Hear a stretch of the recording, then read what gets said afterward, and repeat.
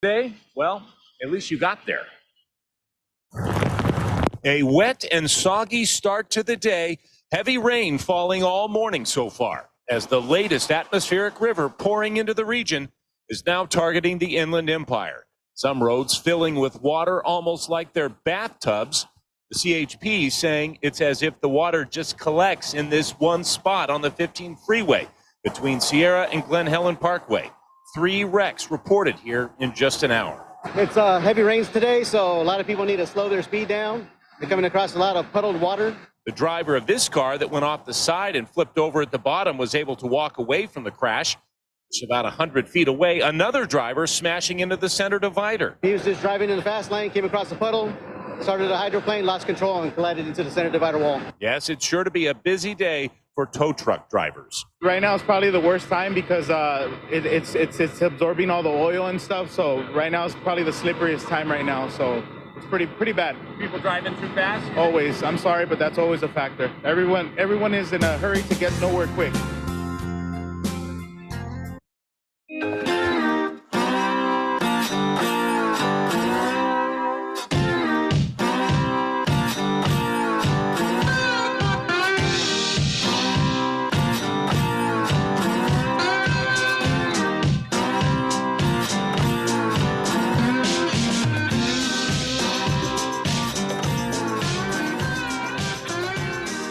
There's funky slide guitar music that comes in every Monday through Friday, live at 4 now.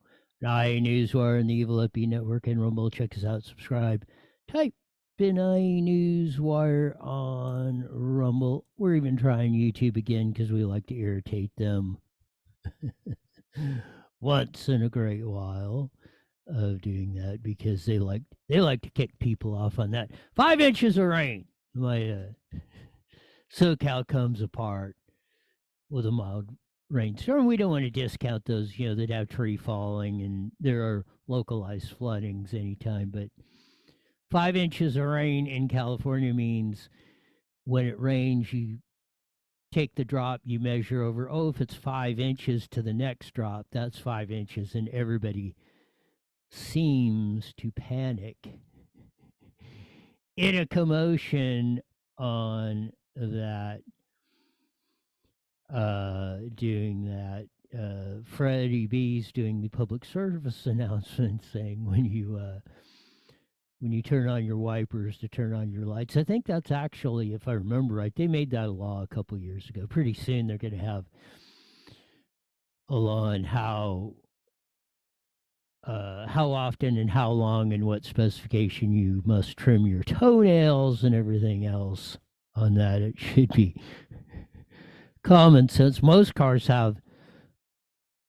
modern cars have the lights on all the time anyway, during day, night, anytime we're running. So it's probably becoming more of a mute point, as they say, in the future, but we shall see how it goes from there. Lots of things. We'll have a update on the Chi-Coms now pouring across the border into California. Of that, it's something else on how we decipher some of these things as they go, but it's astonishing to me what we allow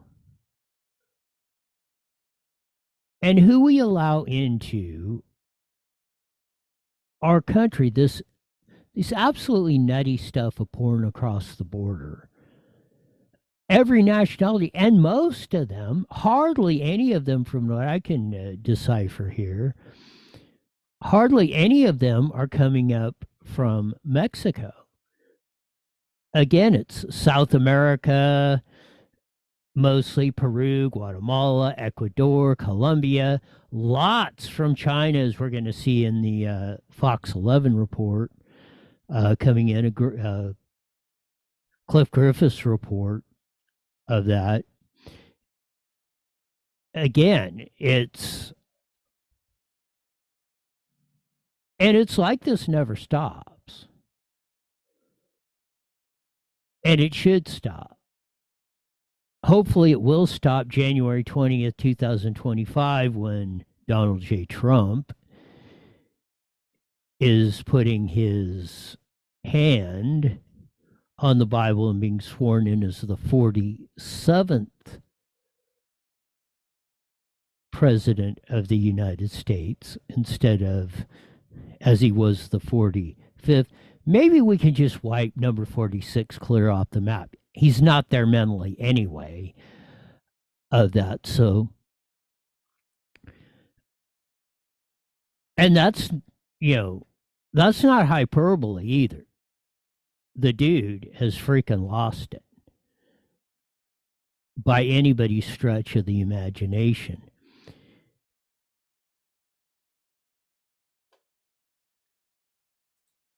It's gut-wrenching. I don't know. It's frustrating. I know everybody feels it. Here's the Fox 11 report. I think I goofed that up. It's Griff Jenkins, not Cliff Jenkins. Here, hopefully, we go on that. It will play. No, we don't need Laura Ingram on here. We want to hear. I've been Hakumba, California, with the latest. Griff, what are you seeing down there? I'm seeing a lot of migrants, Jason, and let me tell you, to put into perspective just how many Chinese are coming across the border, particularly in the San Diego area. In all of 2021, 450 total Chinese migrants crossed the entire border. This year, more than 20,000 in the last 4 months since the fiscal year began. Let me show you, though, they're not just from China. They're also from other countries like Colombia, Ecuador, Peru, Brazil, but there are an influx of Chinese migrants. In fact, I mentioned that 450 number. In the past 3 days, we've eclipsed that number of migrants. And these migrants here in Hakumba, 60 miles east of San Diego, are waiting to be processed. Many of them will be released, but it's the national security aspect, particularly of the Chinese migrants, that concerns the officials because of the vetting process and knowing who they are. And the fact that we have so many that are single adult males. Now, if I just spin you around here 1 second this way, Thomas, you can see they're lining up the families and the women and children that'll go first when the vans come. But the vans are overloaded because so many migrants are coming, so they have to wait hours. And in fact, some of these migrants might even have to spend the night, depending on how many vans they have. We spoke to one Chinese migrant man, though, Jason, and I asked him why exactly it is that he's come to the U.S. The answer may shock you. Listen here. Why did you come? Take money. Money? Yeah. For job? Yeah. There's no job in China. Maybe, I don't know. And what's so fascinating, because we've been covering this for more than 2 years, it was a heavy surge in Texas, but it's now come out west, Arizona, and here in the San Diego sector, particularly of the 20,000 I mentioned that came here, they have had more than 90% of Chinese migrants coming to this area, particularly in Hakumba. And that is a situation they're having to deal with. Along with last week, they had more than 73 different countries. I don't know what we've got this week, but it's definitely off the charts. Jason? Griff, thank you. So, Chinese are coming on all across the border. And notice, and even the Chinese economy has collapsed with the guy, and he seemed to understand English pretty good when he asked, are you coming over for a job? And he said, well, no, not really. Then what purpose are you? That follow-up, I mean, he's probably not going to say anything. We know. Some of them are probably coming over here looking for work or better life or not under the Communist Chinese Party rule. A lot of them are spies for the Chi-Coms, for the Chinese Communist Party, for ping pong. Well, now they don't have to buy off, or they're going to buy off our universities. They're going to steal our intellectual property more easily because now they're just everybody's coming in. Joe Biden threw the gates open and said, the Border Patrol is no longer going to enforce the border. They're going to actually be the greeting committee, and chauffeur limousine service to them so we can take the ones and disperse them all across the United States, where we can get them into cheap labor. We can get the votes to vote for a mental cripple Joe Biden for president on down, and we can sell the young, good-looking young girls and boys into the sex slave trade. The ugly ones are going to be working in the fields and the McDonald's and the meat packing plants and everything else. That's the reality of the situation we have with us today. And again, that's a very disturbing report from Griff Jenkins. Bill Malusian's had him. We'll have Ben Berkwam coming on with them. They're just, it's like, really. And as Bill Malusian, the other Fox reporter down there on the Hucamba border town between Mexico and California, on the California side, California, here's more from what to expect. Single Chinese males, or from India, China, Ecuador, Colombia, Mexico. This is not going to end good for us in the US of A. India. India. Where are you from? China. China. Where are you from? India, sir. India. Where are you from? China. China.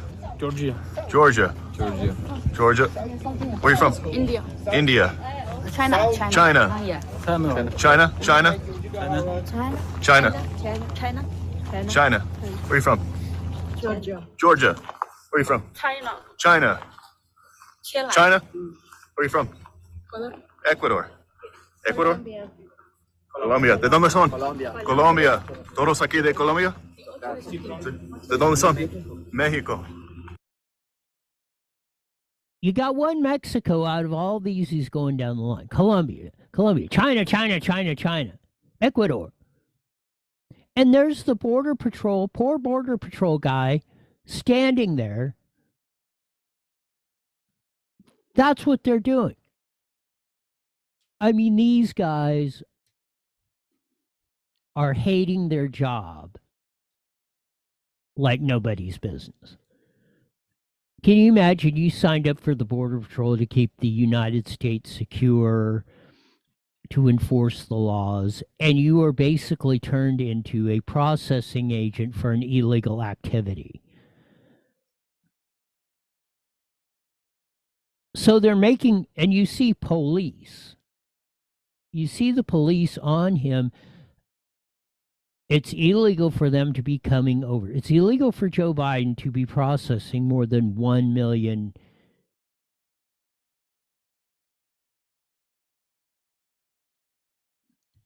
people coming in from other countries, aliens. It's illegal for him to, once it gets to 1 million, he's got to shut it off per Congress. That's why they were trying to shove that basically unlimited bill.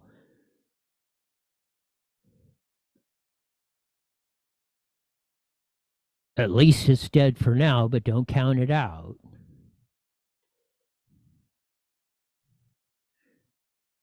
Anything is possible. It's never dead. It's just like AB 742 here. Corey Jackson's, the canine banning bill is subject to come back up in this year at any time. They can pull it back up. I rather doubt they're going to do it in an election year because that backfired so bad. But again, if it isn't, 9 out of 10 of every Border Patrol agent has got to be hating their job right now. They have hated their job for 3 years. Every one of them I have talked to, everyone I know that knows somebody that works for them, anybody that's anywhere connected to this. I mean, the suicide rate has went up among Border Patrol agents. Them quitting en masse or retiring, finding other jobs is off the charts. Unprecedented of that. it's sad we have to endure basically this kind of torture.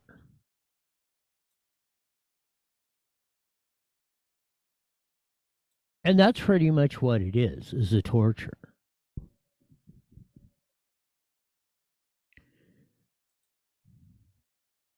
But hopefully we'll get through that madness on this. I wanted to cover this story. This is on Real America's Voice. America's electricity grid is stressed, and new data centers may even put bigger demands on it. The estimated global energy consumption in 2022 for data centers, crypto mining, as well as the power to transmit that data has been between 600 and 850 terawatt hours. It is enough to power 8.5 trillion 100-watt bulbs for an hour. So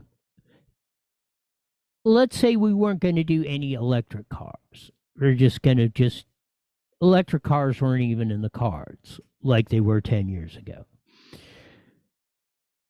We're running out of power. We're running out of power plants, electricity generating sources to produce enough power just to run what we already have. Now you're going to try and run 100% of our transportation system, or very close to it, on electricity. When what? Maybe 5% of it, if you're lucky. And that's probably stretching it. The only thing that are is basically cars. A few commuter cars are running on electricity as electric cars. Pure electric cars, maybe. Lucky 1% of the transportation that we're doing right now. True miles. I mean miles traveled.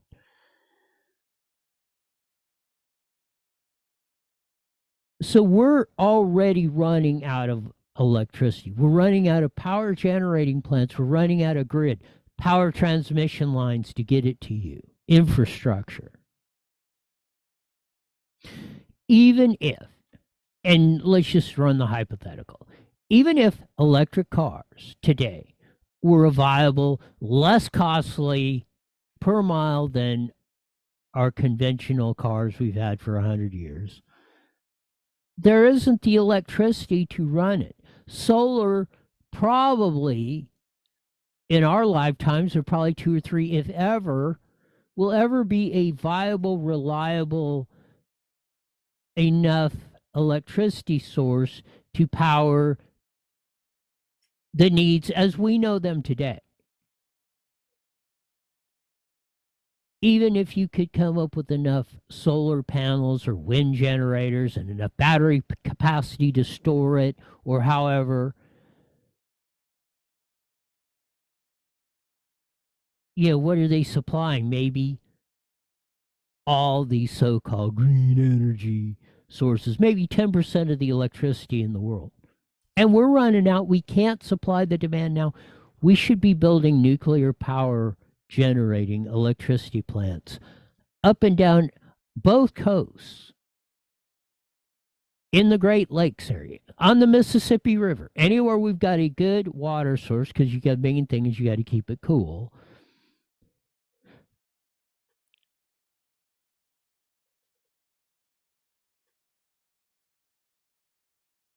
And as China is building the most dirtiest running coal, they don't care if it blows black smoke right out the smokestacks. Go look at Beijing. You can hardly see. It looks like it's an internal London fog all the time of that.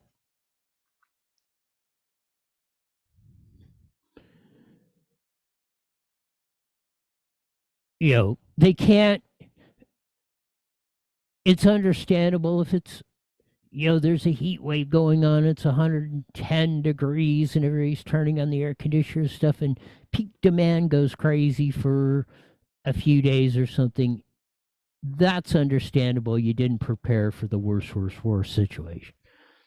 Or, you don't have enough capacity, not prepared for it. You don't have enough capacity to use it. This is talking about, the article is talking about, we don't have enough electric plant generating capacity today just to run normal operations. We're running everything that we have about as hard as we can just to try and keep the lights on.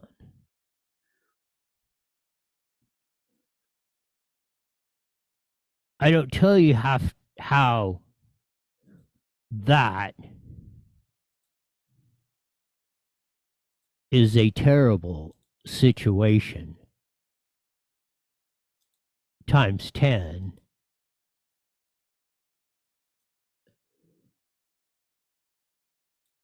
Because if we get to that point and we cannot supply electricity, Germany went with the same thing. They're now buying natural gas and coal from Russia, enriching them, strengthening Putin, because they closed down nuclear power plants. Oh, we're going to do it all on solar. Their electricity prices tripled, quadrupled. Nobody can afford to turn it on.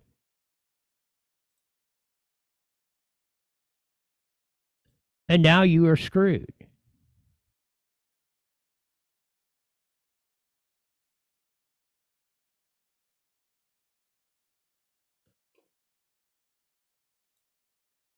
So how the heck does that feel? You know, and we keep trying to. What's thoroughly fascinating, like with the border, electricity, everything else. What's thoroughly fascinating, at least to me, is we keep rolling down these same paths, and we don't ever seem to learn. You know, that didn't work. Oh, let's try it again. Let's try it again on steroids.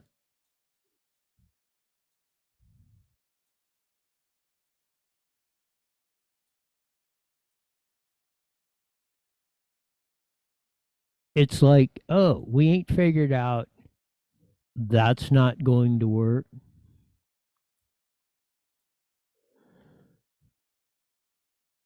This one on the Daily Wire. Plan to reduce the number of white males in aviation. Matt Walsh reveals the troubling internal footage of FAA discussion on the DEI agenda.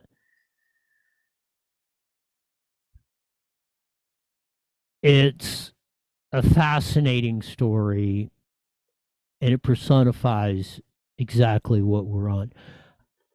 Our own in Moreno Valley Unified School District, our chief academic official, Dr. Esperanza Arce, they're going through the budget meeting. Somebody said stakeholders. Stakeholders has been kind of a buzzword, new age deal of everybody that's, you know, if you got a city and the developers and the residents and everybody's got a stakeholder in that. Says, oh, we're not. Somebody mentioned stakeholder at one of our school board meetings in Moville. She said, oh, we're avoiding the use of the term stakeholder because somebody in whatever Akistan is offended by the word stakeholders for using it. And I'm going, I can't believe it. But you can when you see this.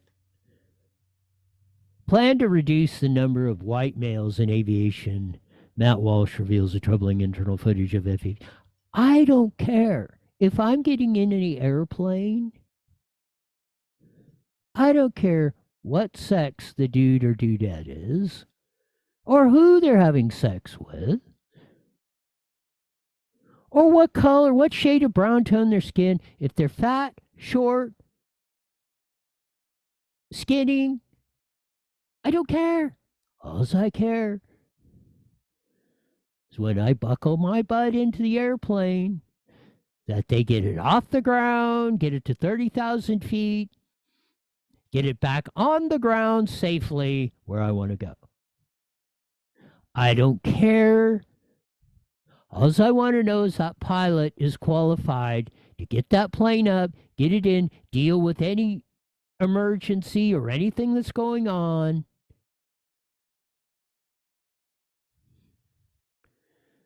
but we're running with this. Daily Wire host Matt Walsh posted a thread on X on Wednesday that featured internal footage of a Federal Aviation Administration officials workshopping a plan to reduce the number of white males in aviation. The footage obtained by Walsh shows a video conference from April 2022 where acting Deputy Chief Operating Officer Angela McCullough argued for more airline workers to go from ramp to cockpit. from from ramp to cockpit. I kid you not, that's what the quote is. Complaining that flight operations is a white male dominated, McCullough then argued that the agency needs to get a little uncomfortable and talk about what the future should look like. Oh, you know, them mean white males. They're flying the plane. We can't have that. You know, the safest form of transportation known in the history of the freaking world, the airline industry. Of course, if a plane goes down, on the rare occasion that it does and has 300 people and it kills them all for some reason, it gets a big sensational headline and people are nervous about flying. What is it? You're 10 times safer in an airplane than a car. 10 times more people die per mile in car accidents or whatever. And that's, I think, even including general aviation or small planes where most of the deaths occur. General aviation or small planes is much more dangerous. Airline safety, sans the dudes at Boeing are actually putting the bolts in the door. Airline travel, even as fouled up as it could be, is probably your safest mode of transportation ever come. So I don't care. I don't care if they're light on the brown skin tone. I don't care if they have a hole or a pole or what they want to call it. I really don't.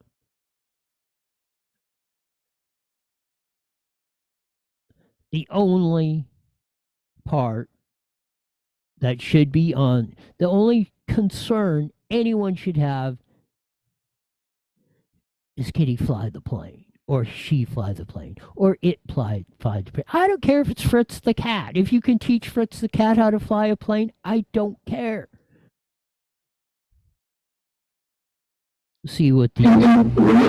We're also looking at really a need across the agency to recruit and retain a diverse population of folks. And as you mentioned earlier, you know, how much that adds to the process. What do you think are some of the key points that we need to remember as we embark on this challenge going forward? That's a pretty good question. I think one of the things we need to now is that everyone else is embarking on the same thing, right? Just across the system. So competition is going to be it's just going to be really heavy, right? So I think we need to know that. I think it's going to take some creativity. You heard Tim saying he and I had talked about, and we're going to you all is, you know, are there opportunities for any partnerships with universities or trade schools that specialize? We kind of talked about from, you know, ramp to cockpit. Is there some things that we will? So, and all these guys are going along with it. Nobody's saying, are you crazy, lady? Ramp to cockpit.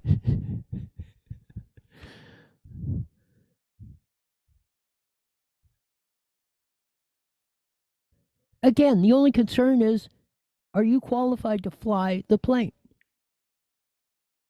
If anybody wants to go through all the training and exercising and get a license, there's a very extensive process you have to become a commercial airline pilot. If you pass those qualifications and it's been deemed that, yeah, you can fly passengers or cargo or whatever on the deal, then go for it. We don't need quota hires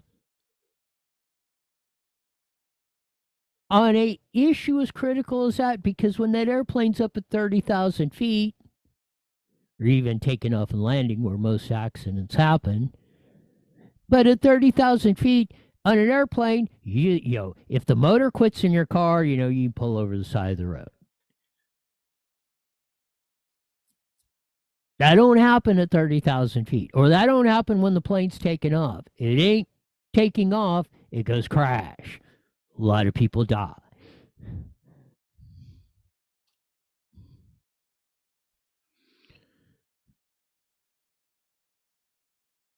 These wigwams are going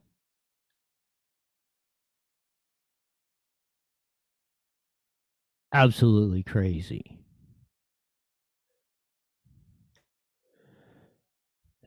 Here's the next one that was up on X. Guess where this moron wants to recruit from for these airline pilots?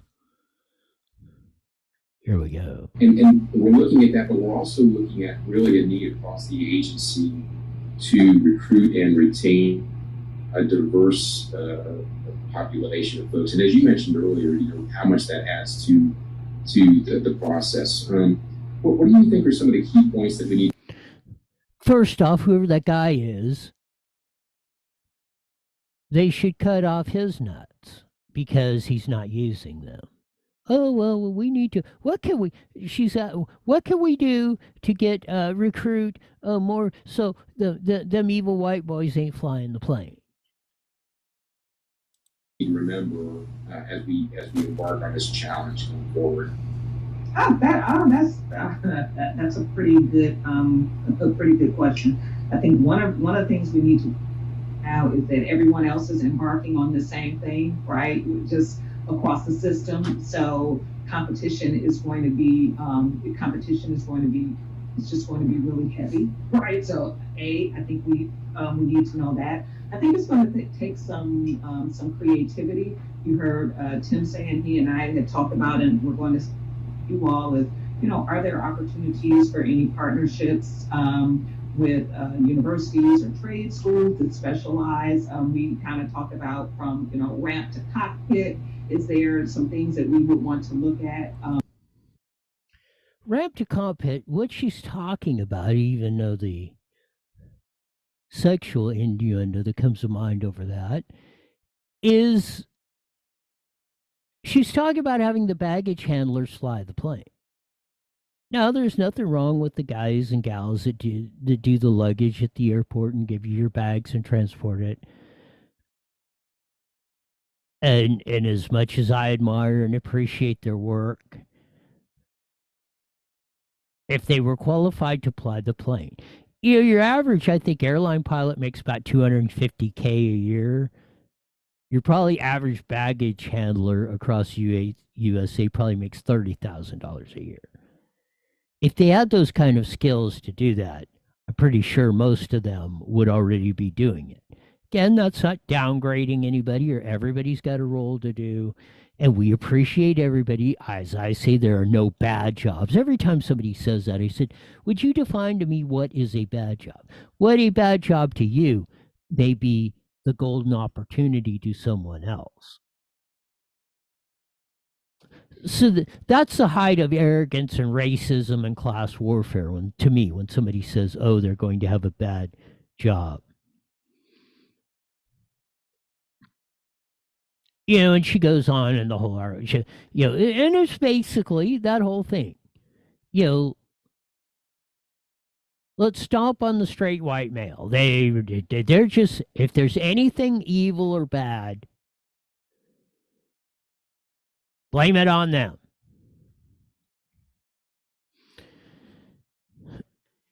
Some of this stuff gets really want to make your head spin.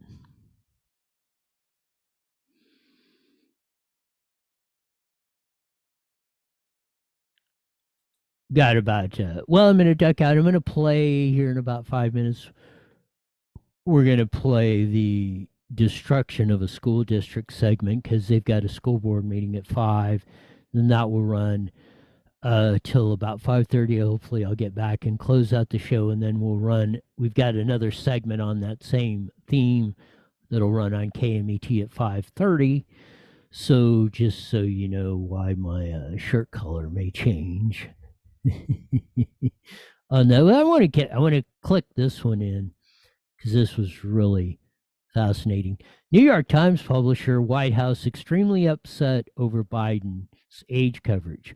We're going to continue to report fully and fairly, A.G. Sullenberger said. A.G. is actually the editor of the famed New York Times. The Sulzberger family owns like 90% and has basically had control of the New York Times for, I don't know, maybe its inception for 100 years. But they basically, for all intents and purposes, that family owns the New York Times, America's news source. New York Times publisher A.G. Sulzberger said Monday that the White House is extremely upset about his coverage on Joe Biden's age, but the newspaper will continue to report fully and fairly. We are going to continue to report fully and fairly. Why are we reporting fully and fairly 27 times? This is why we talk about student achievement rates on that in schools. At the New York Times, supposedly America's paper of record, most revered print publication probably we've ever had, maybe in the entire world. I mean, this is like the 1200th time in 2 paragraphs they've said fully and fairly of that. But anyway, I should be the last one to criticize people's writings, but hey, I'm not writing for the New York Times or Politico. He's historically unpopular incumbent and the oldest man ever to fully hold this office. We reported both of these realities extensively, and the White House has been extremely upset about it. You know, old AG, what you should be doing is just running, and I'm kind of glad he's doing it. In the old days, Ben Bradley at the Washington Post, Otis Chandler at the LA Times, or whomever. If the White House, I don't care if it was Dick Nixon, John Kennedy, Jimmy Carter, Ronald Reagan, they'd have shot him. They'd have shot whoever the president was back the bird. Oh, you're sensitive about us criticizing your age and your mental capacity? Watch what we're going to do next. Sulzberger's actually being very nice compared to the way it was, the way it should be. It's just like the stakeholders deal with our say, and the white boys are too many. You know, they just got too many flight. You know, they got all those pilot jobs. You know, they got them because they said nobody else but us white boys are going to be allowed to fly the plane.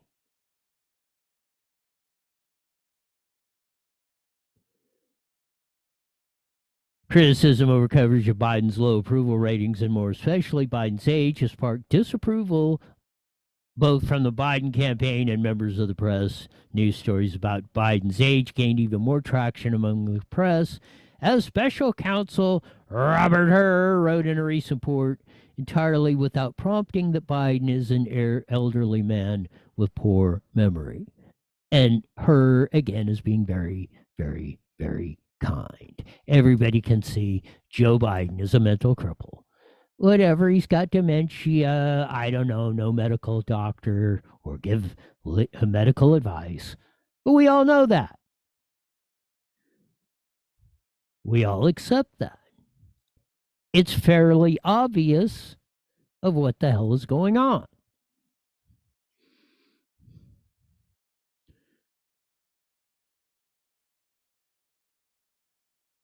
And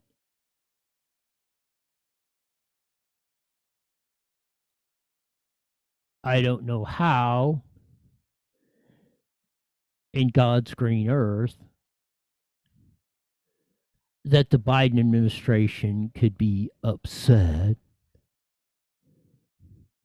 about that. We're going to duck out, enjoy how a three-ring circus can destroy a public school system. As we head over to that public school system known as Moreno Valley Unified and give our public comments on Part 4, the continuing series of destruction of a school district, the three-ring circus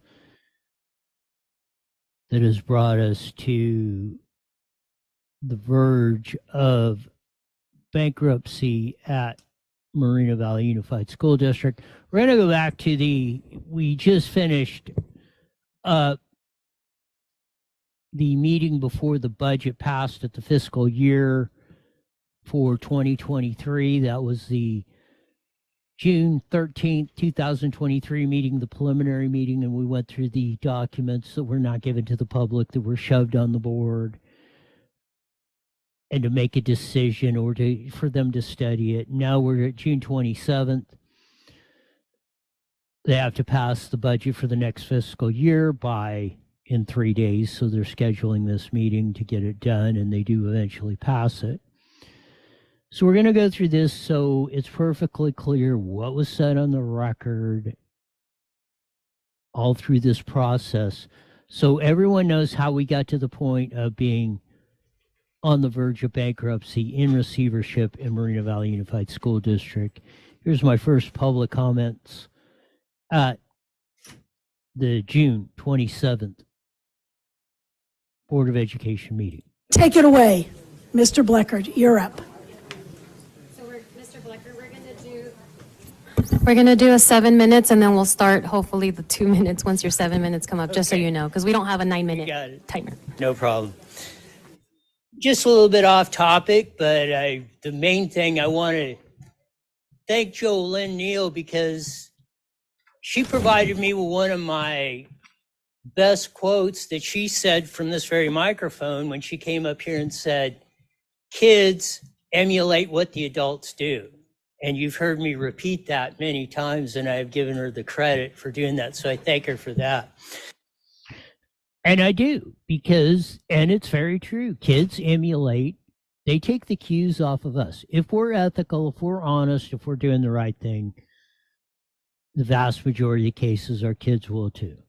They see us lying, cheating, they see us screwing people over, let's just put it bluntly, they will.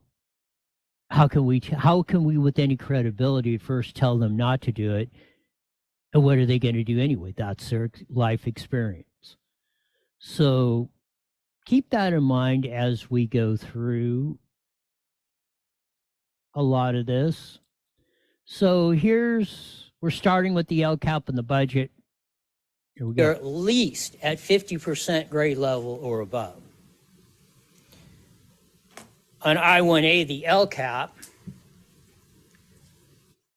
of course, we got $100 million on there of that. But again, it's a very brief report.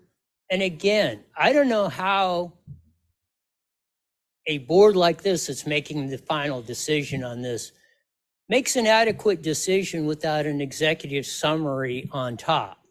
I've asked for that many times because that kind of gives you an outline of where, what, and how this money's going to be spent, how it's going to be done. And again, you don't see it. So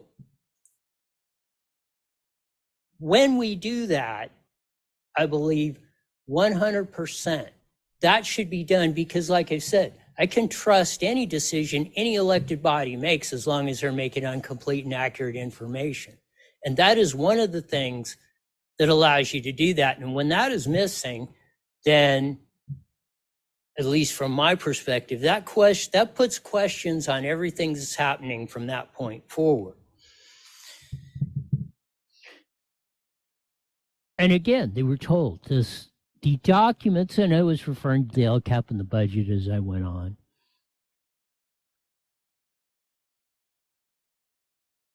The reports, the documents, the information given to the board in a form the board could decipher and understand was woefully inadequate.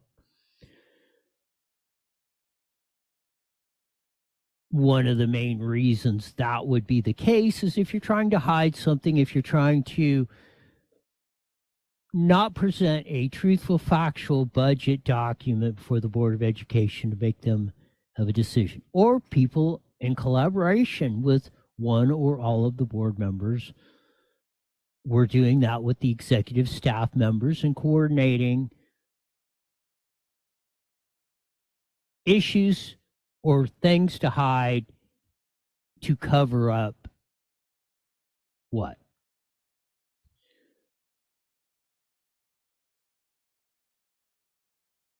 But as I said, the board could not make a decision, an adequate decision, with the information they were giving. The report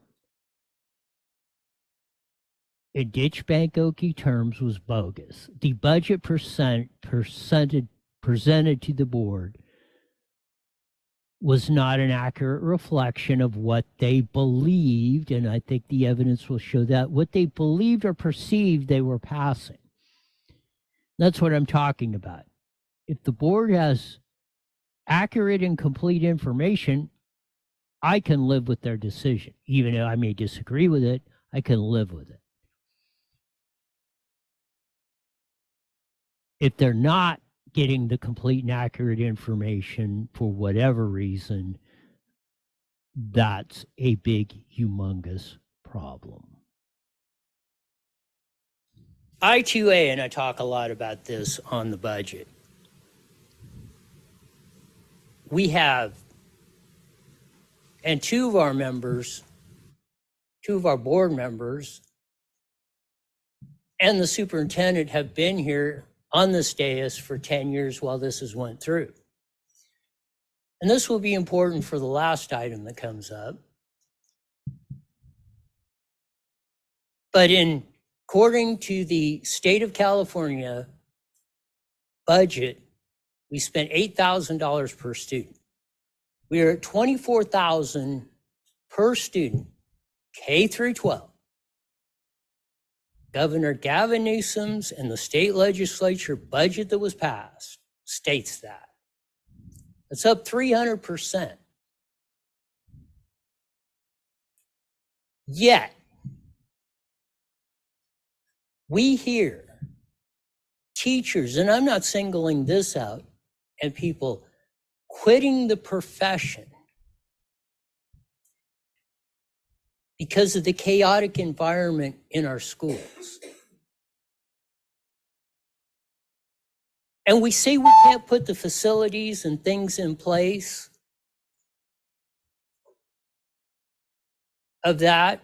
Like I said, if you draw the city limits between Val Verde and this school district, it's close to $1 billion that is getting spent K through 12 education. The city of Moreno Valley total budget spends less than $300 million, or less than $1 for every dollar you spend, just on education. So I don't believe it's a money problem. So when you hear that a school district cannot live up to its agreements, cannot maintain its facilities, when they have unprecedented amounts of money, what do you think people are thinking on this side of the aisle of what's going on? These are the kind of discussions we should be having. You can go look at it. I was down at the County Board of Supervisors today. The board chairman, Kevin Jeffries, said the same thing about him getting hosed on the budget. Said 10 years ago, we should have sued. We sat there paralyzed because we were afraid. Oh, they might take something away. We weren't bold enough, and he said that is the problem. I will say, who else has echoed that many times?